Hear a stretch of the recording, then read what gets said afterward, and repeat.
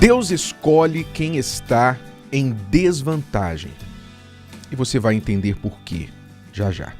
Eu gostaria de viajar um pouquinho no tempo e voltar lá atrás, nos meus tempos de escola, na minha adolescência, quando nas aulas de educação física sempre tinha um jogo de futebol. E aí o professor de educação física pegava normalmente o melhor jogador, o aluno que jogava bem, pegava 2 alunos que jogavam bem e mandava-os escolher o time. Era futebol de salão, então 5 de cada lado. E então o aluno ia escolhendo. Você, aí o outro, agora você. E toda a classe ficava esperando ser escolhida, iam fazendo-se os times. Não é? E sempre tinha no final, sempre ficava para o final, aqueles alunos que não jogavam bem, sabe? Não jogavam bem futebol.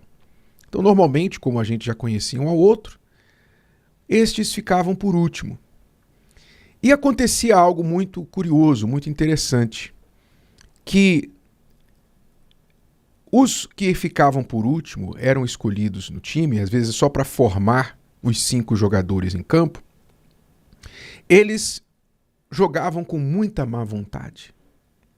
Na maioria das vezes jogavam com má vontade. Estavam ali porque eles sabiam que eram a sobra, que eram o resto, que sobrou, que ninguém queria. Então, como eles sentiam-se por último, eles entravam no papel de ruim. E jogavam muito ruim mesmo. E é o que acontecia da próxima vez? Eles ficavam por último novamente. Quer dizer, ao invés de provar que eles podiam fazer melhor e entrar para o grupo daqueles que eram disputados, eles provavam que quem os escolhia por último estava certo, porque eles jogavam mal. Quer dizer, eles mesmos, apesar de serem escolhidos para jogar, não se escolhiam para jogar bem.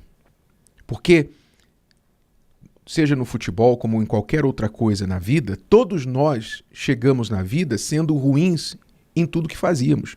Nós éramos, quando nascemos, e nos nossos primeiros anos de vida, nós éramos ruins de falar, não sabíamos falar direito. Nós éramos ruins em andar, caíamos toda hora. Nós éramos ruins de andar de bicicleta. Éramos ruins de jogar futebol. Éramos ruins de pintar, de escrever. Éramos ruins em tudo. Todo mundo nasceu ruim e na questão de habilidade. A diferença é que alguns, mesmo sendo ruins, persistiram naquela habilidade. Quem joga futebol bem era ruim uma vez, foi ruim um dia, mas perseverou, insistiu, aprendeu, então joga bem. E assim por diante. O que eu quero dizer com isso? Deus escolhe quem está em desvantagem. Na escola, a gente queria escolher os que jogavam melhor para estar no nosso time, que é o natural do ser humano. Mas, mesmo os que jogavam mal, também eram escolhidos. Pelas regras, eles tinham que jogar. Era aula, era obrigatório, eles tinham que fazer o exercício físico. Mas o problema maior não era que eles não sabiam jogar. O problema maior era que eles não se escolhiam. Eles permitiam que aquela circunstância ali de vexame, de constrangimento, falasse para eles assim: vocês não são bons. Então, eles entravam no papel de ruim e provavam que a opinião alheia estava certa. Na vida, a mesma coisa acontece. Deus, na sua palavra, escolhe os que estão em desvantagem. Mostra na palavra que ele sempre escolhe quem está em desvantagem.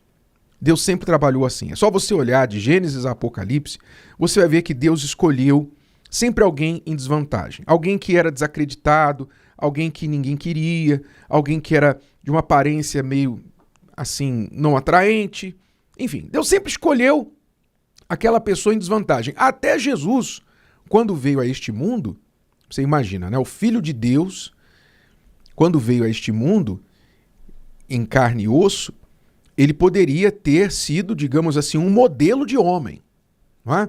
Alto, musculoso, bonito e tal. Ele poderia ter sido, assim, um Mister Mundo, fisicamente falando. Mas a Bíblia diz que ele não tinha aparência. Ele não era atraente. Exatamente para se identificar mais ainda com as pessoas assim, mirradinhas, que ninguém acha bonito, atraente. Jesus tomou essa forma, podendo tomar qualquer forma que ele quisesse. Ele tomou essa forma, mirradinho. Ora, ele sempre mostrou uma inclinação para escolher os rejeitados, os que estão em desvantagem. Isso são várias partes da Bíblia que nós podemos ver isso. Vamos ler aqui uma parte delas que aconteceu quando Jesus chamou um de seus discípulos, chamado Mateus. Ele era um coletor de impostos, era um judeu, um jovem judeu, coletor de impostos. Então ele trabalhava para Roma, tirando impostos dos judeus. Então ele era um homem assim, odiado pelo povo judeu. Rejeitado, em outras palavras. O que Jesus faz? Ele passa pelo caminho. Mateus está lá na recebedoria de impostos. Jesus olha para ele e fala, segue-me. Ele escolhe para seu discípulo, um de seus discípulos, um dos homens mais odiados daquela região. Tá? Olha só como Deus trabalha. Muito bem. E aí, o que aconteceu? O que deveria, o que era certo acontecer. Jesus foi julgado por aquela escolha. Diz o texto que, estando ele em casa, sentado à mesa, chegaram muitos publicanos e pecadores, publicanos como Mateus. Certamente Mateus chamou seus colegas, né? Seus amigos coletores de impostos. E pecadores, e sentaram-se juntamente com Jesus e seus discípulos. E os fariseus, vendo isto, os religiosos, disseram aos seus discípulos, por que come o vosso mestre com os publicanos e pecadores? Quer dizer, por que ele está se misturando com esta rele, este povo baixo, inferior? Jesus, porém, ouvindo, disse-lhes, não necessitam de médico os sãos, mas sim os doentes. Ide, porém, e aprendei o que significa misericórdia quero e não sacrifício. Quer dizer, Deus escolhe quem está em desvantagem pela sua misericórdia. Porque eu não vim a chamar os justos, mas os pecadores ao arrependimento. Então Jesus mostrou que aqueles publicanos, pecadores, rejeitados pelos religiosos especialmente, e de forma geral pela sociedade da época, Jesus estava escolhendo-os, dando a eles o privilégio, digamos, a primeira chance, a primícia. Como ele mesmo instruiu os discípulos depois, dizendo assim, olha, ide as ovelhas perdidas da casa de Israel. Então Deus sempre procurou os perdidos, os cansados, os pobres, os rejeitados, desprezados, aqueles últimos, não é? Aqueles últimos. Digamos assim, se Jesus, só uma analogia, se Jesus estivesse lá na quadra de futebol e tivesse que escolher os jogadores para o seu time, ele não iria começar escolhendo os melhores, ele iria começar escolhendo os últimos, aqueles que ninguém queria. E iria trabalhar com eles para fazer o melhor time. E todo mundo iria ficar surpreso. Você entende como Deus trabalha? É assim que Deus trabalha. Deus escolhe aqueles que nada são, aqueles que não têm, humanamente falando, nenhuma vantagem, nenhuma qualidade, nenhuma condição já de privilégio na sua vida. É Ele que escolhe. Então, se você está nesta situação, se você se enquadra nesta situação de desvantagem, não se sinta inferior. Diante das pessoas, talvez você seja, aos olhos delas, inferior, mas não aos dele. Aos dele, você brilha mais. Que maravilha! Nós brilhamos, aqueles que nada são, brilham mais aos olhos de Deus do que aqueles que acham que são alguma coisa. Os pobres brilham mais aos olhos de Deus do que os ricos. Não que Deus rejeite os ricos, mas Ele favorece os pobres.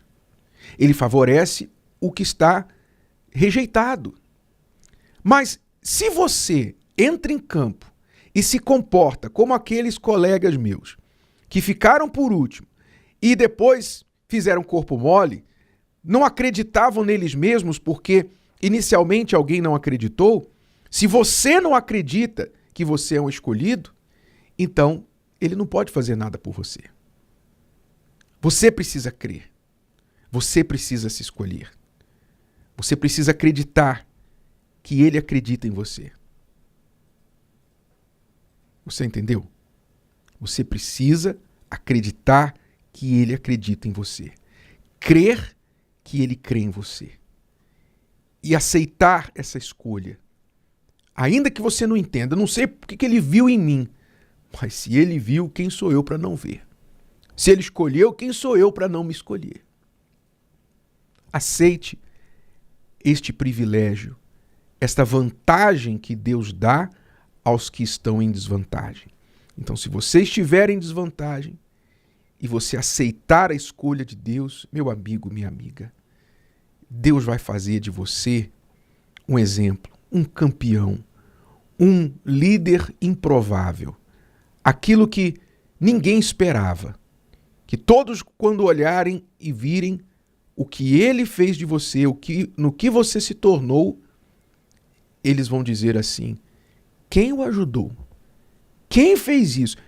Onde ele aprendeu isso? E aí você vai poder apontar para ele, para que a glória seja dele e não sua. Se o vídeo de hoje te ajudou, você conhece alguém que vai ser ajudado por essa mensagem, passe adiante. E se você ainda não inscreveu aqui no canal, inscreva-se agora. Até a próxima.